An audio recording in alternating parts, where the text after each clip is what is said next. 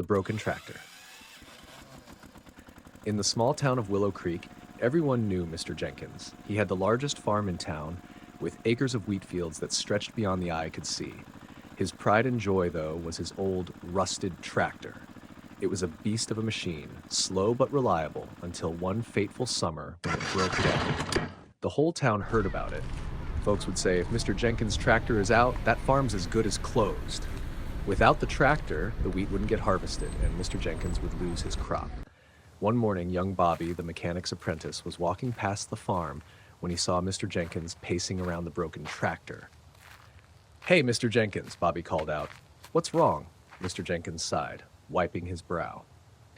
"It's that blasted tractor again, Bobby. It's been with me since I started farming, but this time I think it's done for. Too big of a job for me, maybe even for your boss, Jim." Bobby peered at the machine, then back at Mr. Jenkins. "Why not let me take a look?" he asked. Mr. Jenkins chuckled, shaking his head. "Now, Bobby, I appreciate your enthusiasm, but this old tractor's been through more than you've seen. I doubt a kid like you could fix it." Bobby's face flushed, but he didn't back down. "Maybe, but I've been working with Jim for a year now. I know my way around engines." Mr. Jenkins studied the boy, his skepticism clear. "All right, I suppose there's no harm in letting you try, but don't get your hopes up." Bobby nodded and climbed onto the tractor. For hours, he tinkered, crawled under it, and scratched his head. The more he worked, the more Mr. Jenkins' doubt grew. Every now and then, Jenkins would mutter under his breath, "Waste of time, poor kid's in over his head." Around midday, Jim, the town mechanic, showed up. He took one look at Bobby, hunched over the engine, and laughed. "Trying to fix a tractor that's older than you, huh, Bobby?"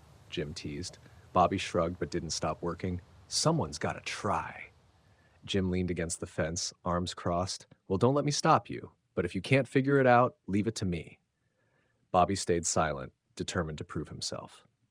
By the afternoon, Bobby crawled out from under the tractor, hands covered in grease, his face smudged with dirt. He looked at Mr. Jenkins, who was sitting on a bale of hay, sipping water. "Give it a try now," Bobby said quietly. Mr. Jenkins raised an eyebrow. "You're serious?" Bobby nodded, stepping back to give him space.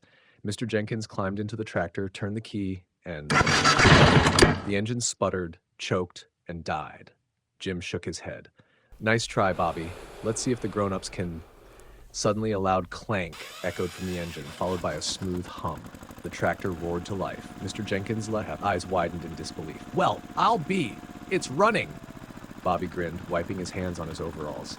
Turns out it wasn't the engine, just a clogged fuel line. Simple fix. Jim stood there, speechless, while Mr. Jenkins let out a hearty laugh. "I underestimated you, Bobby. Looks like I owe you a big thank you."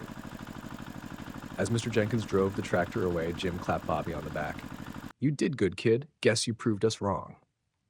Bobby looked up, his grin fading into a modest smile.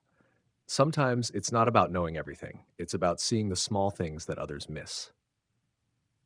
In that small moment, it became clear. Sometimes the biggest problems aren't solved by the strongest or the oldest, but by those who are willing to look closely, to pay attention to the details others overlook.